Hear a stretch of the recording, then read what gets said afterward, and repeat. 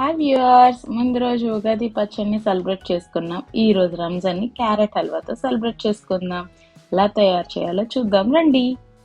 ముందుగా బాదంని చిన్న ముక్కలుగా కట్ చేసుకొని పక్కన పెట్టుకోవాలి. తర్వాత క్యారెట్ ని పీల్ చేసుకొని తురుముకోవాలి. ఇప్పుడు కళాయి పెట్టుకొని కొద్దిగా వాటర్ వేసి 1/2 లీటర్ పాలు వేసుకొని చిక్కగా మీగడలా వచ్చే వరకు కలుపుతూ ఉండాలి.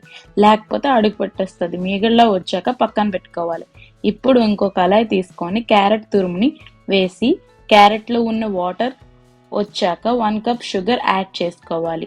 షుగర్ కరిగి పాగంలాగా వచ్చాక మనం ముందుగా పక్కన పెట్టుకున్న పాల మీగడ్ని యాడ్ చేసుకోవాలి. తర్వాత 1/2 కప్ అన్స్వీటెన్ కోవా వేసుకొని బాగా కలుపుకోవాలి.